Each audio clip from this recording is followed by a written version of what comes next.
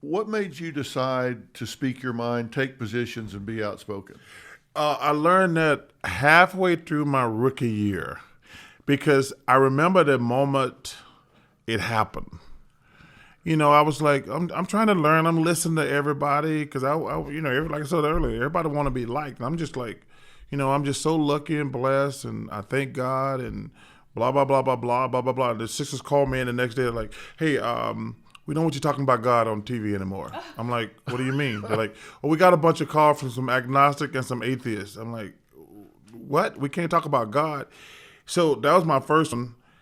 And then I started, it doesn't matter what you say. You can't make everybody happy. Yeah. And that was the toughest part for me. I see, I'm a little kid from a small town in Alabama. And nobody's ever hated on me before. And then I started just paying attention like, it doesn't matter what you say. Half the people going to like it.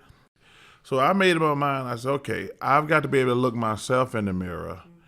And I always preface it. I said, that don't mean I'm right all the time, but I'm going to try to speak my truth and my rightness. I says, I'm not, because if somebody want me to say something, I said, I can't, that's not my answer. And I hope people agree with me or like it. But halfway through my rookie year, I realized, like, man, it doesn't matter what you say. Half these people are going to like it and half of them going to hate you. So you might as well say what you believe. You might as well say what you believe. Yeah. So I learned that halfway through my rookie year. And from that point on, I'm like, you know what? Hey, this is my truth. I'm going to tell you what I think if you ask me a question. And even when people walk up to me on the street, they're like, hey, you know what? I don't agree with everything you say, but I believe you come from a place of peace. Yeah. And like you ain't just saying stuff just to get clickbait. I said, no, man, like I say, I don't think I'm right all the time, but I'm going to try to be fair to you and honest with you. Yeah. Because I think it's important. I think it's really important being on television to tell the truth. Oh, yeah. Because there's somebody in Montana, Maine, South Dakota, they're never going to meet me more than likely. And I want them to say, that guy's going to be honest with me. He's not just trying to get my attention. And that means a great deal to me. Yeah.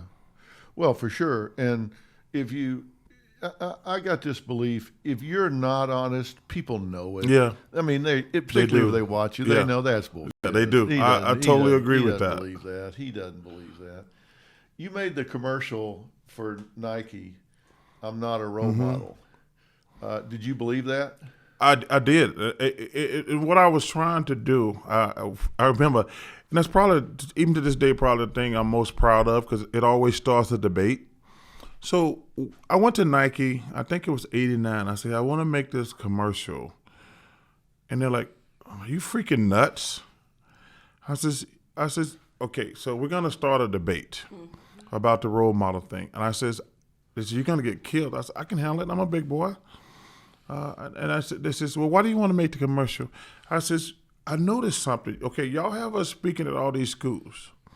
And a lot of these schools are segregated. And I says, when I go to a white school, I always say, a predominantly white school. I said, well, how many of y'all want to play in the NBA? Only like 5 to 7%. I said, well, what do you want to do? I want to be a doctor, a lawyer, an engineer, a teacher, fireman, policeman. I'm like, okay. Then I go to the predominantly black school. I said, well, how many of y'all want to play sports in the NBA? It was pretty much 100%. Then I realized these kids are brainwashed to think they can only be successful through athletics and entertainment. Mm-hmm. And like I said, I did like a 3-year window where I was like going to these schools and I said, hey, pay attention. Watch this here. The people who are around me. And they're like, these black kids think they can only be successful through athletics and entertainment. And these white kids, like, they want to be doctors, lawyers, engineers. And I says, well, I want these black kids to think like that. And it just gave me a platform.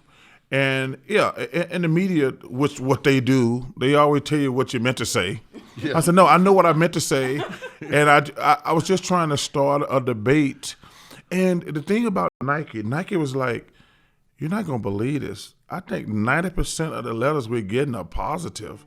I said, first of all, I knew the letters were going to be positive because my message was positive. I'm not trying to shirk my responsibility of being a role model. I'm trying to start a debate, and then I can say exactly what I mean to say. And even when I'm asking about that question today, I says, can I explain? I wasn't trying to, athletes are role models, but I don't want young black kids thinking they can't do things other than play sports and be entertainers. So I kind of got my point across. But like I say, I'm not worried about taking no heat. Yeah. I just wanted, like, part of being in this thing and having this platform, you should be able to talk about anything, and sometimes it's going to be unpopular. But it starts a debate. Yes.